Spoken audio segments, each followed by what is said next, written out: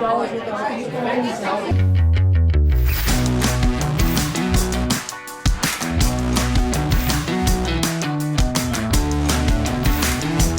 Cwic Show. My name is Greg Mattson, and I am your host. Our guest today is Keith Clearwater, two-time PGA Tournament winner, and all-around great guy. I've actually been sitting here talking to him for a few minutes about several different things before the interview starts. Keith, I want to talk to you about your life as a professional golfer. We're going to talk a little bit about nutritional supplements and how that plays a role in your life and as an athlete. And then we'll go directly into nitric oxide. And of course, we're going to talk a little bit about Cardio Miracle. But I wanted to back up a little bit. I'm always interested with someone that has had such success in a field, and especially in athletics. When did you start playing golf? I mean, were you like 5? Well, most are 5 or 6. I started when I was 12. And then I was a fanatic. I literally lived at the golf course. I worked at the golf course. I picked the range. I did the carts. And I played 24/7 if I could. We lived right below a golf course that I would walk the hill every morning. And summers, I was there from 6 o'clock till 9 o'clock at night. Literally lived there, working, playing. And, I just had a crazy passion for it, and I worked harder than all my buddies. I had friends that were better than me when we started, and they just, as you grow up and you get a car and you get dating, all those things. And I didn't mind being alone and chipping for 4 straight hours. I'm weird that way. I could sit there in solitude, and I wanted to get good and I want to get better. So that's kind of, when I teach kids or parents to kids now, I say, it's got to be their passion or they're not going to get there. You can drive them, you can take them to the golf course, you can get them interested in things. But if you don't see them on fire about wanting to pull you there, saying, come on, let's go. I want to go to the golf. I want to go putt. I want to hit balls, Dad. If that's not in them and you're hoping for them to become great at something, it's not going to happen. That's an interesting ingredient. I think that's, did you, so you felt that right away? I mean, right. You went out and you played golf and you thought, this is my life. This is what I want to do. How did that develop over time? Well, that's an interesting thing. I played every sport. I played baseball, football. I was an all-star baseball shortstop. But when I got to the end of my freshman year in high school, I made the golf team as a freshman, the varsity team, and I quit everything else. And that's kind of when the passion took over, when the absolute, this is all I'm going to do. This is all I'm going to work on.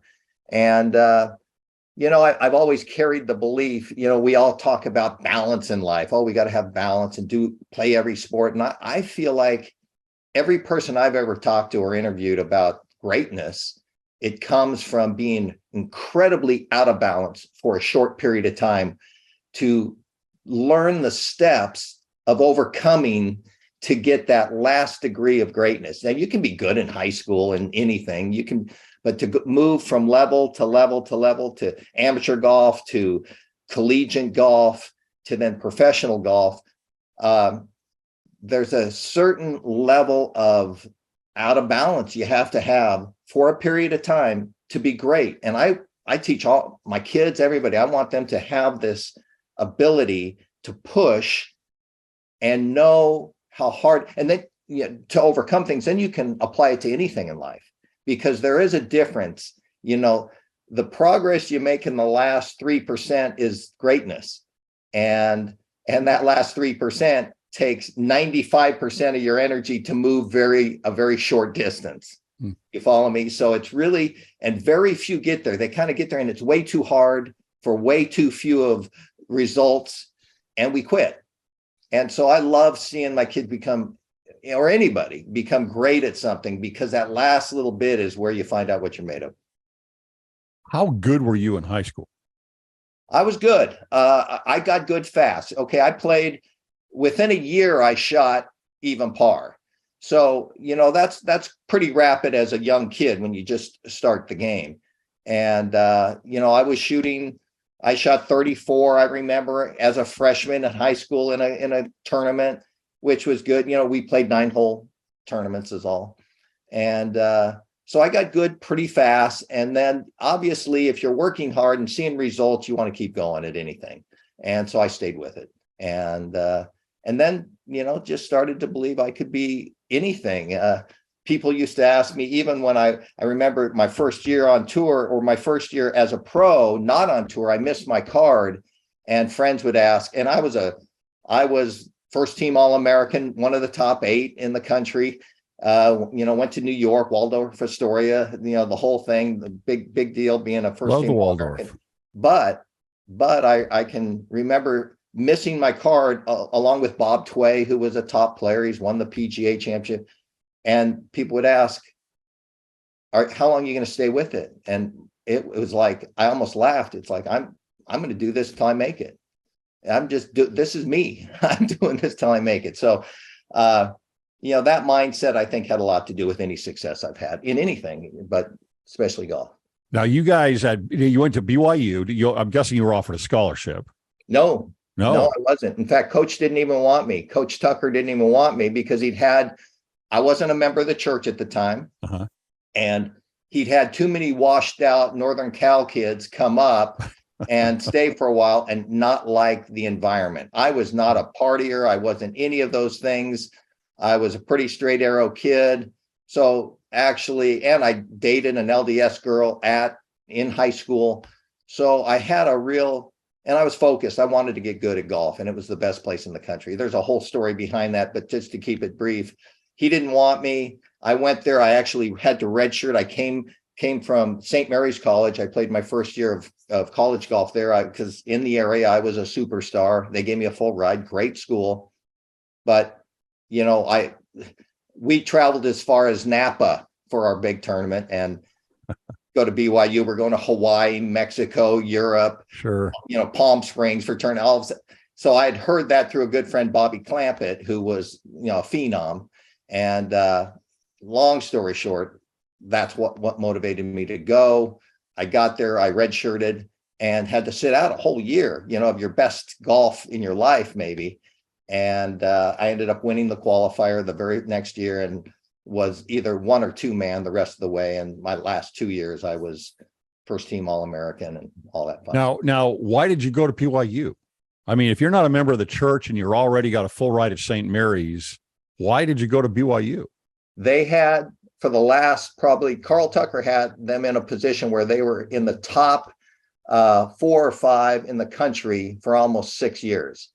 They had just a great team. In fact, teams before us with guys like Mike Reed, Pat McGowan, Jimmy Blair, all those guys, their 4 years preceding me, they finished second in the NCAA and 4th and 3rd. They just never broke through. And so anyhow, it was the best school in the country. It was, to me, just one of the great schools in the country. And Bobby Clampett had a lot to do with it, but that's another story. But he got me to go to BYU, kind of contrasting the 2 experiences at St. Mary's and BYU, and kind of said, buddy, you got to step it up if you want to be a great player. Now, did you convert to the church while you were at BYU? I did. Yeah, okay. I did my second year there. Okay. And 1981, is that your second year? That was my second year. Your second year. Okay. So 1981, you guys win the national championship. Right. How does that work? I've never followed collegiate golf in that way. For example, in basketball, you've got, the March Madness and you've got the tournament running. How is that determined in golf? Well, they break it down to, I think, the top 25 teams in the country through wins, rating points, what have you. You go to a golf tournament and all of you play, lowest score wins. It's team golf. They usually get rid of 1 score out of 5. So 4 scores count, 1 score doesn't. And who's ever got the lowest number at the end of the week wins the tournament. But the thing I do have to brag about here, just to inform your visitors or your listeners, we were the very first national championship for BYU, period, in any sport. So that's kind of exciting. 2 years later, they won the national championship in football. Yeah, in football. But 2.5, 3 years later. But anyhow, we're quite proud of bringing that first national championship awesome. to the school. Yeah, that's great. That's great. And you had an amazing team, obviously. I mean, how many of those guys ended up going pro? All but one, all Yeah, but one, and I think all but one won on the PGA Tour. Rick Fair, Dick Zockel. I What the remember funny Rick thing Fair. about Yeah. that story is Bobby Clampett was on the team, and he was the phenom. I mean, number one amateur in the country, and he had left the year before in 1980 to turn pro, and they thought that would be the downfall of our team. And ironically, we go on to win the national championship without him the following year. Okay. Now you go out and in your rookie year, you're the phenom. You're the rookie phenom, and you're golfing incredibly. You win two of the tournaments in your rookie year. What was that experience like for you? Well, to back up a little, I actually missed my tour card for a couple of years, and then I finally got my card. And when I did, I felt really ready. I'd had an experience the year before where probably my best year in golf, but nobody knows about it because it was played on the mini tours. And I made close to $200,000 on the mini tours, which this is 40 years ago, Sure. and money was different. So that was like silly money. And You're so off and running. I really played well. And it doesn't matter if you're playing in the US Open or if you're playing at Bob's tournament, you get just as nervous over a putt in any environment. So I had learned to manage the feelings of competitive golf on the highest level. And so when I got to the tour, I felt ready. And many of the guys I knew because we played collegiate golf. I was just a few years behind them because I hadn't qualified. And so I got there and I felt like I should win. I had done so well the year before. I felt comfortable, and the pressure wasn't a part of the challenge for me. I felt like I was good enough. I was almost mad that I took so long and that I needed to get it done. They say the pressure wasn't a problem, and you see though you still get nervous on the putts. That's something it's like for me with speaking or broadcasting here. That's just not something I feel. I don't have a. And it's probably a problem, but I don't feel a pressure, right, in speaking or being in front of 10 people or 1,000. It just doesn't matter to me. How do you, when you're, it would apply to anything in athletics, when you've got a crowd that is watching you, how are you able to hang on to that focus in a putt and say, okay, well, it doesn't matter what happened. Well, because it does, right? It does matter what happens with a putt, and there's going to be reaction from the crowd. How do you focus in on that? Well, it's just like you. It's the exact reason why you don't get nervous. You've done it so often. You know the pattern. You have a process you go through, on anything. And that process doesn't change if I'm out playing alone, with my golf cart, practicing. You still go through a certain process that gets you a result. And so, I don't even know people are there. I have so many friends that come out. I'd have 30 friends in the crowd in Florida that come out and they're watching. I go, I hope we don't bother you while we're out there. I just really hope we don't add added pressure. And I have to almost laugh. It's like, I love that you're there. Thank you for the support, but you don't impact in any way my thinking or my feelings on the golf course. Yeah. Because I have a way, and I've done this so long, just like you've done something long enough where you go through your things, what to do. You're at home in your environment, and you do get at home in your environment. Now, I will say I get a little nervous. Had the chance to win the 1987 US Open, played in the last round with Tom Watson. Mm-hmm. And so, there's interviews all before the round, interviews on the range. You're playing with Watson, the number one player in the world at the time.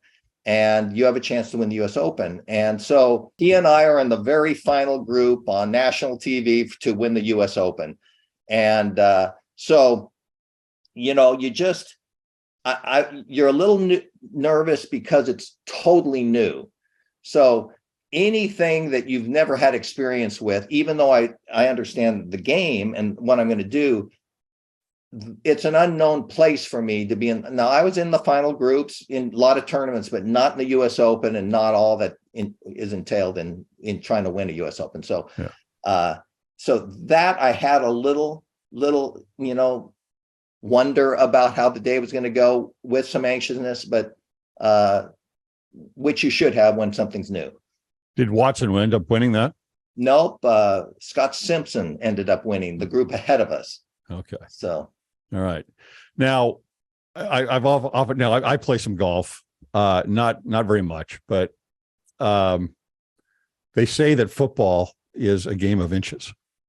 It seems to me like golf is a game of millimeters. yeah, it's where you're hitting the ball. You just got to have it right on the sweet spot, to do what you want to do, and the right angle with the club, and the right, where it's hitting when in the swing. Everything just has to be so precise. Obviously, practice is just a huge part of anything, and in golf, maybe as much as anything. Do you eventually get to the point where, at a very high level, it's natural? It's just all natural? Absolutely. That's what you're always working towards. That's the dream. And there are times when I've been there. When I won Colonial, I totally felt that way. Had no extra thoughts. I saw what I wanted to have happen, and I did it. Mm-hmm. And, I was hitting it well. So, it's a hard, everyone talks about the zone or being in, that place. And I don't know that it's either mental or physical. I think it's a combination of both. When the mechanical part of it is sharp and your mind is able to freely just see what you want to have happen, and you just let it go. And you don't even have time, or you're not even in the mode of seeing the water hazard or the bunker. You're hitting it well. You see the pin, the shot, you shape it in there, and you just go with it. And it's really natural, really easy. And there is a flow to it that you don't have to work very hard at it. So that's the best way I could say it, is that combination of both being pretty sharp and then just going and seeing the picture. Now, in golf, there's several different parts of your game, right? You think of basketball, you've got your offense, your defense, your shooting, your rebounding, everything else. And in golf, you've got your driving, you've got your chipping, your short game, and your putting. And what was your strength? Well, I'd have to say wedges, short irons, and my driver. I would drive it anywhere. I was always pretty fearless with taking a driver out on tighter holes and hitting it. And then my short irons were crisp, were sharp. I could get the ball close. I had a good sense with them. Like 7 to 9 pitching, and yeah, probably 7 iron down. Yeah. I had a real sense. I always trapped the ball, kind of like Johnny Miller and a few others who I had good flight on the ball and could control it. So that's probably where my strengths were. I had, I was playing, I don't know if you ever played Pelican Hill in Newport, but I was playing there, and we were with we were trying to get a pretty large deal done. And so the company we were working with was Nortel, a Canadian company and tech company. And they brought with them, as is often how you've probably been the person they bring sometimes in these things. And he was the long ball champ from the year before. And so we golf with him, and I am telling you, Keith, this probably sounds the same way when you hit the ball. I had never heard a ball sound like that. Yeah. When he hit the ball, it was completely different than anything I had ever heard. The sound was different when he hit the ball. There's no question. Bryson DeChambeau is a good friend of mine, and we'd play our practice rounds at Colonial together. And when he started getting on this long drive thing, his ball just flat out sounds different than everybody's. The compression, the speed when he contacts it, it's different than mine. I mean, it's quite a bit different. And so I know what you're talking about. Yeah. And all of us have a little different sound because we trap the ball against the ground, and you have real good compression. You're hitting it out of the center of the face. So all the top players, if you go to a PGA Tour event and walk the range, you're going to hear just crisp trapping sounds. But you go hear the speed guys, the guys like Bryson and who you played with, it is a different sound altogether. It comes off like a rocket. And the compression, when they get the speeds up there around 200 ball speed, it's pretty impressive. So you've probably had the opportunity to golf with some interesting people. What any stories on that? Any people that you've you've really enjoyed being able to golf with? Oh, I mean, I can't tell you how I've played with Clint Eastwood. I played with presidents. I played with I mean, on and on. There's the list, Emmett Smith, all these guys, and they're all uniquely different. They all are passionate about their golf. I loved playing golf with Elder Hales. He was really competitive, really competitive. Let's just know it's okay to be competitive and good. Yeah. I mean, feisty competitive, and it's fun. And I could go on and on. I don't know. I learned so much from all of them, but no really specific stories that I can tell you that stand out right now. I played with Robert Goulet. That's maybe a little before your time, the great singer, baritone. Yep. And we're playing it in, let's see, we're in Palm Springs, and he's walking down the first fairway. It's like 7 a.m. Pro-Am, and he's singing "Oh, What a Beautiful Morning." And with that deep baritone, it was, I purchased the song on whatever, my music source. And I listened to it, and it just reminds me of that great morning when we're out playing golf and actually with him riding in a cart as he's singing "Oh, What a Beautiful Morning." And just amazing stories. We're so lucky that I play a dumb little game of golf, chasing a ball around, and I get to meet so many amazing people. Yeah, it's a privilege. Yeah, that's great. Definitely a big bonus for what you do. Because golf is such a social game, and that's a big bonus. Now, nutritional supplements. This is always interesting to me. I know that several different athletes are very, very focused on, what am I taking? They want to have their mind crisp. They want to their body performing at a certain level.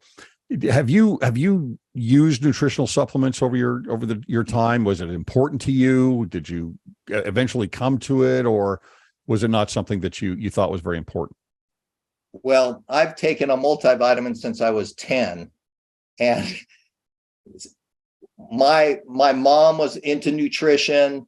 When I got on tour, I'd carry a bag that probably had 25 different bottles in it of everything. I was traveling with a blender and mixing up my protein powders. I don't know if you remember MedRx. That was the big thing. Yeah. Clint actually was behind that company. We talked about that, Clint Eastwood. But MedRx, I traveled with that, but I did a lot of things wrong. I wanted to kind of get lean and stronger. Kind of made the mistake that Bryson has made, is that I would put bananas and berries and all these way too much fruit. So I was just pounding my body with sugar, which what that does now. I mean, we could talk more about it, but it was destroying it. The protein and fats can slow the absorption of some of these high intensity carbs, but I was doing the wrong things, thinking I was doing the right thing. But, nutrition has changed a lot, but I always took good multis, and, the arginines have just kind of come out recently, citrulline, all these things that help blood flow and really help sharpen it. I mean, quite honestly, this Cardio Miracle we've got a bunch of tour players now playing with Cardio Miracle because there's nothing that touches it as far as keeping your body right, getting you the nutrients you need, keeping blood flow. The only thing I'd ever add is a good fish oil, some kind of oil. Some kind of omega, because you can't put it in the Cardio Miracle, but that's, nutrition's changed a lot. I made a lot of mistakes, but I was always thinking I was cutting edge, always paying attention. Now I know, because my body, I got pretty strong. I kind of led the fitness thing. There's a thing, and you could read in Sports Illustrated, they came out, and I was the first guy to really lift weights on tour. Kind of started that whole thing. I owned gyms, and I was big into I was trying to bulk up and get stronger and hit the ball farther, but did a lot of things wrong.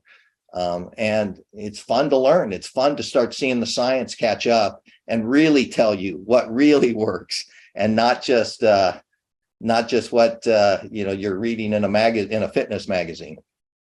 Yeah, or in a commercial or something like that. Yeah, the science is very important to me. And in fact, when I had gotten involved with Cardio Miracle, that was something I said, look, I didn't know all of the things about nitric oxide. I knew a little bit of it. I was already on a supplement of L-arginine at the time. But the science has been completely transformative in my mind on doing the right things. And it moves you from a position of quackery in the field that you might have of, oh, well, this helps so and so do this, and that's the only evidence there is. Now there are just a plethora of studies on each of these things that are very scientific. They're data driven, and are very telling of the really, I think, the explosion of nutritional science, and it's even starting to move into the medical field. I had at a young age, way too young, I had open heart triple bypass surgery. Oh, wow. Yeah, and I was shocked because I've always had some health issues, and so same thing with you, with your mom. It was my mom that kind of started me in on some of these things, but the doctor, my cardiologist, who's a top cardiologist, he, after the surgery, because I didn't know him before, I barely met him before. He's the one that got me into the surgery, but he prescribed me CoQ10 and omega-3. Now, of course, I don't use the prescriptions because it's about 10 times more expensive to buy it through the pharmacy at a prescription, right? So, but I was shocked. I was like, wow, really? And this is a guy I really respected. He's very, very well known in the medical field, and there was, he's like, no, you need to take both of these things every day. And you can see that that's kind of where things are starting to move in that direction a little bit more, because in medical school, these doctors, they take one class in nutrition. No question. And it's like they just don't know. And I bring up the story sometimes about Stephen R. Covey, and talking about him. He had a medical doctor for emergencies, and then he had a preventative doctor. I love that. And he spent most of his time with a preventative doctor, right? Absolutely. And working on that end. And I think we need to do that a lot more. Now, Cardio Miracle. So tell me a little bit more about your experience with Cardio Miracle and what you feel about the product. Well, the things I love along the lines of what you're talking about, the science and the research is now absolutely backing up the anecdotal feelings that people have had. And we don't look so stupid anymore when we say, man, brain fog's clearing. I've had massive, inflammation in my body. And all of a sudden that's gone. Completely gone. I'm healing faster. I can practice longer. My body feels great. I'm a pickleball player. I go out with my buddies early in the morning and play hard. We play 3 straight hours. And I'm just telling you, it gives your body everything it needs to heal and to get better fast. And I don't even try to go into the science, although I think I know quite a bit and I research. I don't want to be an idiot on it. But I don't even I say, here are 4 great research studies. Listen to these guys, learn for yourself, and you'll absolutely be blown away with what you'll learn. And then try the product so you have your own results. But I'll promise you, the only thing that I can do to get somebody to take cardio, it's real. It's changed my life. And I'm different in these 5 different ways, and probably a lot of other ways, because it's actually not cardio, it's cellular miracle. It goes into the cell. We've talked about autophagy and what it does, and cleaning out the cell, kind of using what's good and getting rid of the other, and just rejuvenating cells. It's real. It's proven now that this cardio miracle does stuff like that. Coming from a stupid golfer, it doesn't matter. No one wants to hear me talk about those types of things. But I know it's true. I know it works. And, so for me, I'm so excited. I have every family member, every friend. I tell them, I'll buy it for you, because I've got friends with heart problems and stuff. I hate selling. I hate something like telling you, hey, go get this, because of this and that. It's like, I'll buy it for you, put it in your body, and tell me how you feel like after 2 months on it. And if you hate it, it didn't cost you anything. I'm just such a believer. It's a have to for everyone, not just for a few people. It's a have to. Once you understand what it does, learn the science, and you go, really, it can really do that? It can really, help blood flow that much, oxygen that much. It can do all these types of things, So I'm out buying it for people or giving it to people just because and then they all get on it. They all get on it because it is a game changer when you've got a plethora of different things going on in your body, because everything's systemic. It all is kind of tied together. And all of a sudden you start it affects everything.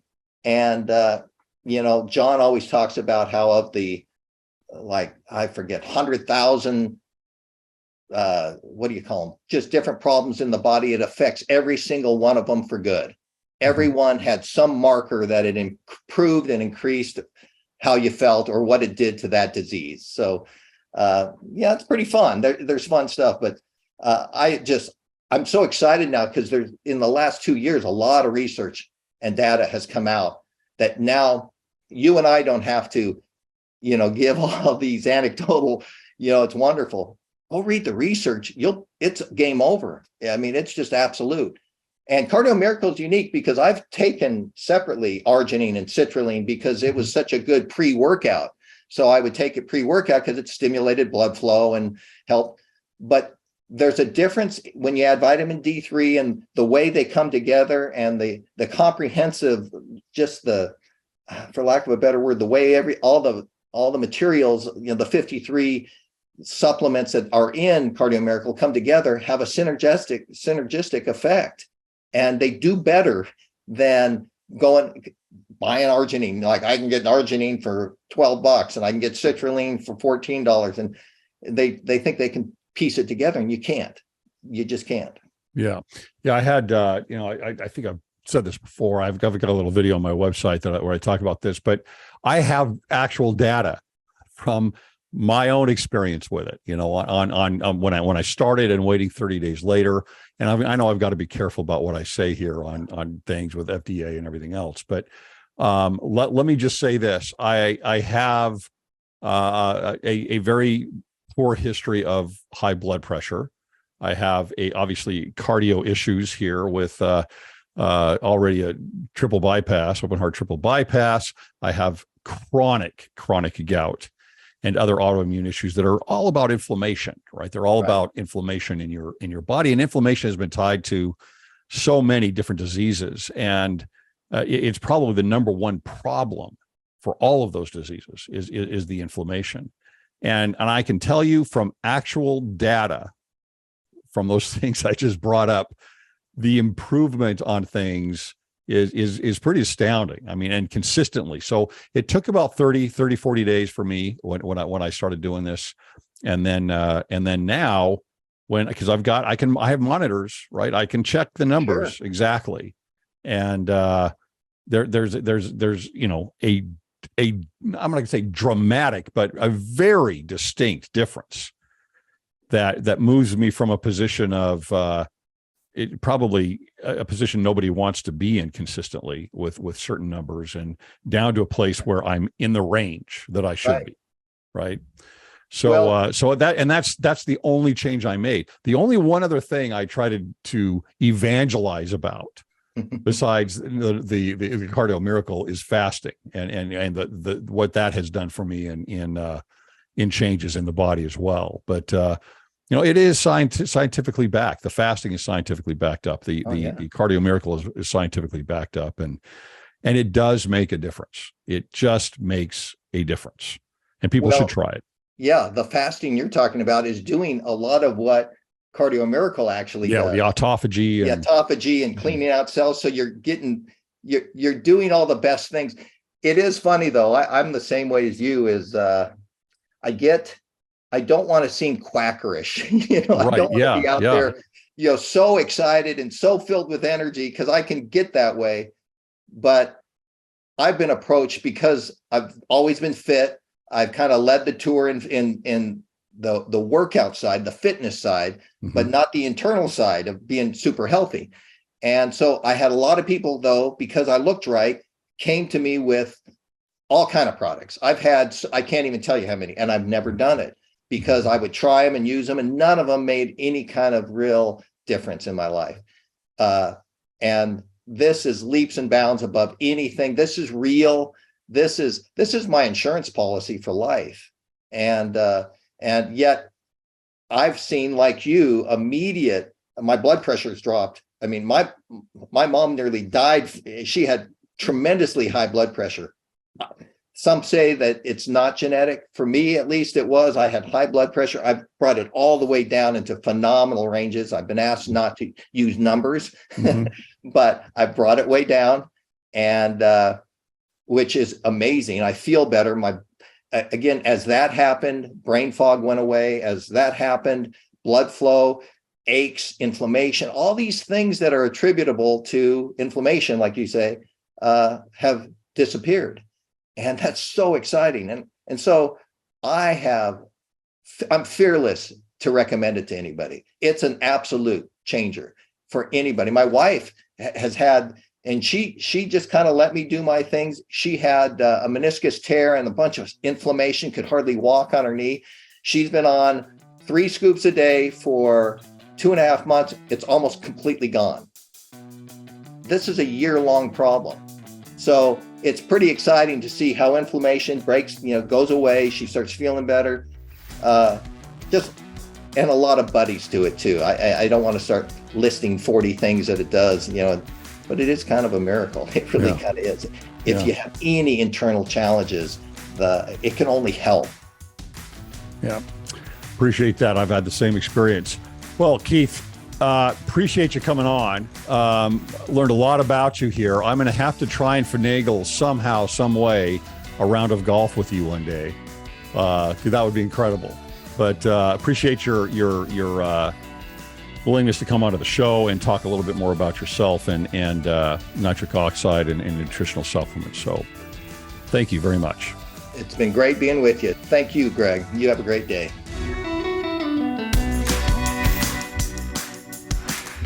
Too many good things have happened, for both of us, that it's irrefutable for us. And like you said, you're happy to start seeing that there's really information, or you can prove stuff. Yeah.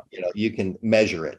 And that's important for me. Yeah. And me too, and then I started feeling different. I even look at the veins when I work out, and they're bigger. My veins have expanded. And, one thing we should have talked about, I eliminated all supplements that I carry. I take Cardio Miracle and I take a good Omega, but beyond that, I just got rid of everything. I wanted to make sure, and I think getting it in the right doses, the right amounts matters. Yeah. You know what I learned on it? I take it, John, after I talked to John about some of the issues that I have, he recommended 4 times a day. I've settled in on 3. Yeah, that's where I am. So I take it 3 times a day. I feel that's about the right place. No. You don't need, and then if you're also doing the fasting, the intermittent fasting, I'd love to see your numbers. When you go see your doctor, your blood numbers have to be better. All your numbers, you have to feel better.